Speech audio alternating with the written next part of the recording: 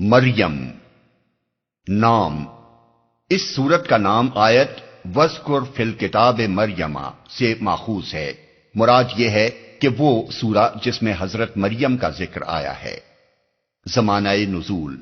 اس کا زمانہ نزول ہجرت حبشہ سے پہلے کا ہے۔ معتبر روایات سے معلوم ہوتا ہے کہ مہاجرین اسلام جب نجاشی کے دربار میں بلائے گئے تھے، اس وقت حضرت جعفر نے یہی سورت بھرے دربار میں تلاوت کی تھی۔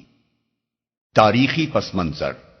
جس دور میں یہ سورہ نازل ہوئی اس کے حالات کی طرف ہم کسی حد تک سورہ کہف کے دیباچے میں اشارہ کر چکے ہیں، لیکن وہ مختصر اشارہ اس سورے کو اور اس دور کی دوسری سورتوں کو سمجھنے کے لیے کافی نہیں ہے، اس لیے ہم ذرا اس وقت کے حالات زیادہ تفصیل کے ساتھ بیان کرتے ہیں۔ قریش کے سردار جب تضحیک، استہزاء، اطماع، تخفیف اور جھوٹے الزامات کی تشہیر سے تحریک اسلامی کو دبانے میں ناکام ہو گئے تو انہوں نے ظلم و ستم، مار پیٹ اور معاشی دباؤ کے ہتھیار استعمال کرنے شروع کیے۔ ہر قبیلے کے لوگوں نے اپنے اپنے قبیلے کے نومسلموں کو تنگ پکڑا اور طرح طرح سے ستا کر، قید کر کے، بھوک پیاس کی تکلیفیں دے کر، حتیٰ کہ سخت جسمانی اذیتیں دے دے کر انہیں اسلام چھوڑنے پر مجبور کرنے کی کوشش کی۔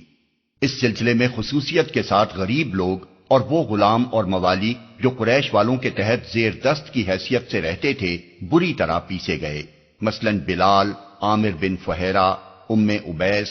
زنیرہ، عمار بن یاسر اور ان کے والدین وغیرہ۔ ہم ان لوگوں کو مار مار کر ادموا کر دیا جاتا، بھوکا پیاسا بند رکھا جاتا، مکے کی تپتی ہوئی ریت پر چلچلاتی دھوپ میں لٹا دیا جاتا اور سینے پر بھاری پتھر رکھ کر گھنٹوں تڑپایا جاتا۔ جو لوگ پیشہ ور تھے ان سے کام لے لیا جاتا اور اجرت ادا کرنے میں پریشان کیا جاتا۔ چنانچہ صحیحین میں حضرت خباب بن ارت کی یہ روایت بھی موجود ہے کہ میں مکے میں لوہار کا کام کرتا تھا، مجھ سے آس بن وائل نے کام لیا، پھر جب میں اس سے اجرت لینے گیا تو اس نے کہا میں تیری اجرت نہ دوں گا جب تک تو محمد کا انکار نہ کرے۔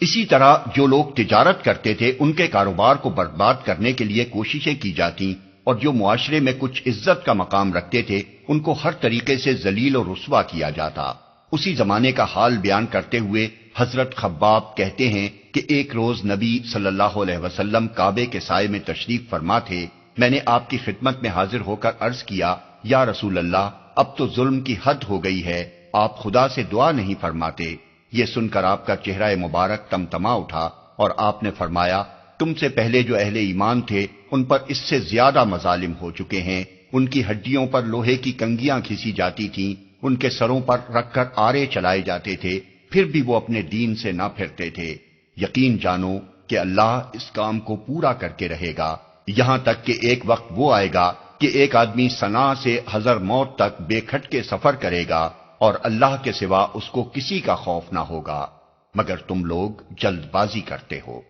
یہ حالات جب ناقابل برداشت حد تک پہنچ گئے تو رجب 45 عام الفیل 5 نبوی میں حضور نے اپنے اصحاب سے فرمایا کہ اچھا ہو کہ تم لوگ نکل کر حبش چلے جاؤ، وہاں ایک ایسا بادشاہ ہے جس کے ہاں کسی پر ظلم نہیں ہوتا اور وہ بھلائی کی سرزمین ہے، جب تک اللہ تمہاری اس مصیبت کو رفع کرنے کی کوئی صورت پیدا کرے تم لوگ وہاں ٹھہرے رہو۔ اس ارشاد کی بنا پر پہلے 11 مردوں اور 4 خواتین نے حبش کی راہ لی۔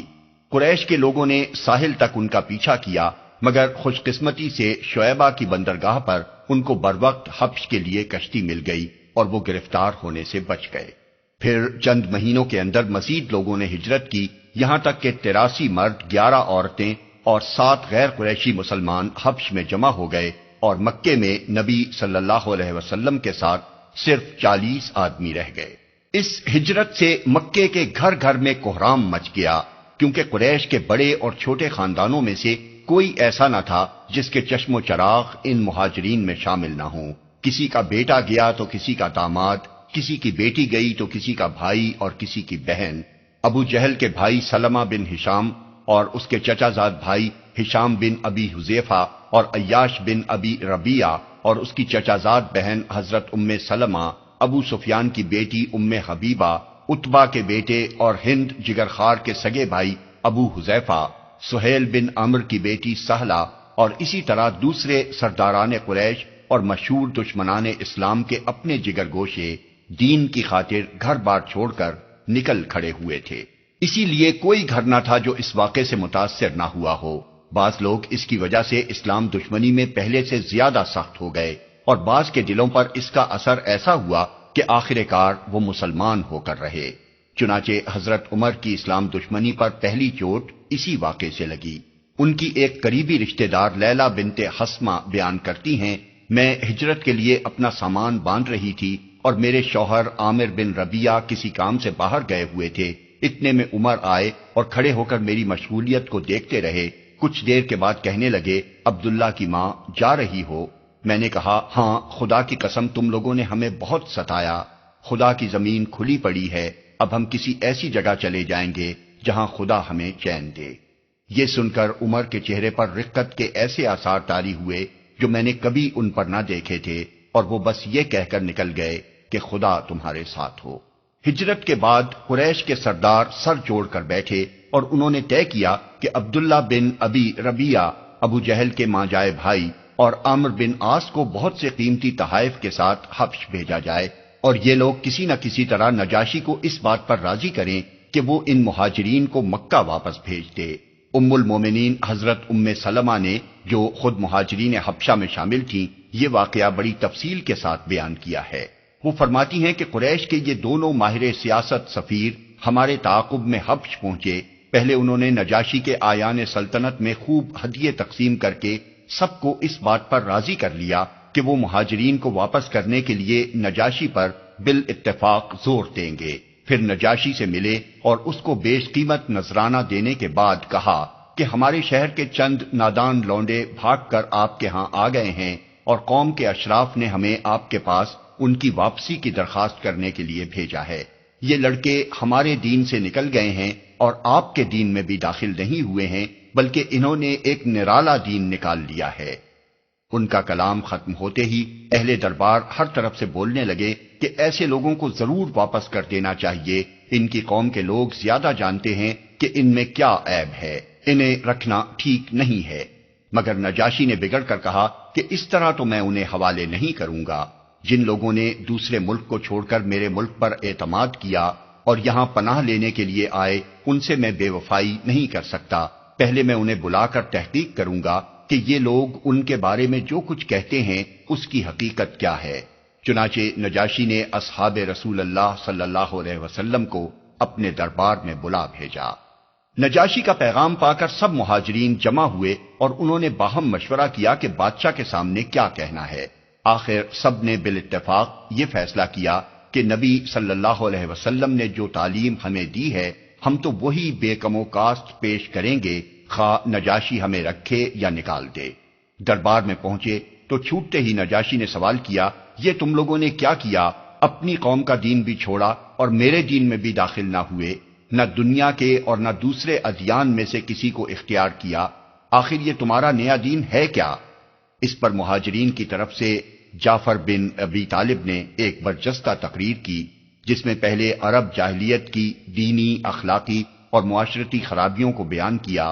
پھر نبی صلی اللہ علیہ وسلم کی بعثت کا ذکر کر کے بتایا کہ آپ کیا تعلیمات پیش فرماتے ہیں، پھر ان مظالم کا ذکر کیا جو آن حضور کی پیروی اختیار کرنے والوں پر قریش کے لوگ ڈھا رہے تھے، اور اپنا کلام اس بات پر ختم کیا کہ دوسرے ملکوں کے بجائے ہم نے آپ کے ملک کا رخ اس امید پر کیا ہے کہ یہاں ہم پر ظلم نہ ہوگا۔ نجاشی نے یہ تقریر سن کر کہا، ذرا مجھے وہ کلام تو سناؤ جو تم کہتے ہو کہ خدا کی طرف سے تمہارے نبی پر اترا ہے۔ حضرت جعفر نے جواب میں سورہ مریم کا وہ ابتدائی حصہ سنایا جو حضرت یحییٰ اور حضرت عیسیٰ علیہ السلام سے متعلق ہے۔ نجاشی اس کو سنتا رہا اور روتا رہا یہاں تک کہ اس کی داڑھی تر ہو گئی۔ جب حضرت جعفر نے تلاوت ختم کی تو اس نے کہا، یقیناً یہ کلام اور جو کچھ عیسیٰ لائے تھے دونوں ایک ہی سرچشمے سے نکلے ہیں، خدا کی قسم میں تمہیں ان لوگوں کے حوالے نہ کروں گا۔ دوسرے روز عمرو بن العاص نے نجاشی سے کہا، ذرا ان لوگوں سے بلا کر یہ تو پوچھئے کہ عیسیٰ بن مریم کے بارے میں ان کا عقیدہ کیا ہے، یہ لوگ ان کے متعلق ایک بڑی بات کہتے ہیں۔ نجاشی نے پھر مہاجرین کو بلا بھیجا۔ مہاجرین کو پہلے ہی عامر کی چال کا علم ہو چکا تھا۔ انہوں نے جمع ہو کر پھر مشورہ کیا کہ اگر نجاشی نے عیسیٰ علیہ السلام کے بارے میں سوال کیا تو کیا جواب دو گے؟ موقع بڑا نازک تھا اور سب اس سے پریشان تھے، مگر پھر بھی اصحاب رسول اللہ نے یہی فیصلہ کیا کہ جو کچھ ہوتا ہے ہو جائے، ہم تو وہی بات کہیں گے جو اللہ نے فرمائی اور اللہ کے رسول نے سکھائی۔ چنانچہ جب یہ لوگ دربار میں گئے اور نجاشی نے عامر بن العاص کا پیش کردہ سوال ان کے سامنے دہرایا تو جعفر بن ابی طالب نے اٹھ کر بلا تأمل کہا کہ وہ اللہ کے بندے اور اس کے رسول ہیں اور اس کی طرف سے ایک روح اور ایک کلمہ ہیں جسے اللہ نے کنواری مریم پر القاء کیا۔ نجاشی نے سن کر ایک تنکا زمین سے اٹھایا اور کہا، خدا کی قسم جو کچھ تم نے کہا ہے عیسیٰ اس سے اس تنکے کے برابر بھی زیادہ نہیں تھے۔ اس کے بعد نجاشی نے قریش کے بھیجے ہوئے تمام ہدیے یہ کہہ کر واپس کر دیے کہ میں رشوت نہیں لیتا، اور مہاجرین سے کہا کہ تم بالکل اطمینان کے ساتھ رہو۔ موضوع اور مضمون۔ اس تاریخی پس منظر کو نگاہ میں رکھ کر جب ہم اس سورہ کو دیکھتے ہیں تو اس میں اولین بات نمایاں ہو کر ہمارے سامنے یہ آتی ہے کہ اگرچہ مسلمان ایک مظلوم پناہ گزین گروہ کی حیثیت سے اپنا وطن چھوڑ کر دوسرے ملک میں جا رہے تھے، مگر اس حالت میں بھی اللہ تعالیٰ نے ان کو دین کے معاملے میں ذرہ برابر مداہنت کرنے کی تعلیم نہ دی، بلکہ چلتے وقت زاد راہ کے طور پر یہ سورہ ان کے ساتھ کی تاکہ عیسائیوں کے ملک میں عیسیٰ علیہ السلام کی بالکل صحیح حیثیت پیش کریں اور ان کے ابن اللہ ہونے کا صاف صاف انکار کر دیں۔ پہلے 2 رکوعوں میں حضرت یحییٰ اور عیسیٰ کا قصہ سنانے کے بعد پھر تیسرے رکوع میں حالات زمانہ کی مناسبت سے حضرت ابراہیم کا قصہ سنایا گیا ہے، کیونکہ ایسے ہی حالات میں وہ بھی اپنے باپ اور خاندان اور اہل ملک کے ظلم سے تنگ آ کر وطن سے نکل کھڑے ہوئے تھے۔ اس سے ایک طرف کفار مکہ کو یہ سبق دیا گیا ہے کہ آج ہجرت کرنے والے مسلمان ابراہیم کی پوزیشن میں ہیں اور تم لوگ ان ظالموں کی پوزیشن میں ہو جنہوں نے تمہارے باپ اور پیشوا ابراہیم علیہ السلام کو گھر سے نکالا تھا۔ دوسری طرف مہاجرین کو یہ بشارت دی گئی ہے کہ جس طرح ابراہیم علیہ السلام وطن سے نکل کر تباہ نہ ہوئے بلکہ اور زیادہ سربلند ہو گئے، ایسا ہی انجام نیک تمہارا انتظار کر رہا ہے۔ اس کے بعد چوتھے رکوع میں دوسرے انبیاء کا ذکر کیا گیا ہے، جس سے یہ بتانا مقصود ہے کہ تمام انبیاء علیہم السلام وہی دین لے کر آئے تھے جو محمد صلی اللہ علیہ وسلم لائے ہیں، مگر انبیاء کے گزر جانے کے بعد ان کی امتیں بگڑتی رہی ہیں اور آج مختلف امتوں میں جو گمراہیاں پائی جا رہی ہیں یہ اسی بگاڑ کا نتیجہ ہے۔ آخری 2 رکوعوں میں کفار مکہ کی گمراہیوں پر سخت تنقید کی گئی ہے اور کلام ختم کرتے ہوئے اہل ایمان کو مجدہ سنایا گیا ہے کہ دشمنان حق کی ساری کوششوں کے باوجود بالآخر تم محبوب خلائق ہو کر رہو گے۔ سمع و بصر نے مولانا سید ابو العلا مودودی رحمت اللہ علیہ کی مشہور تفسیر تفہیم القرآن کی 6 جلدوں کو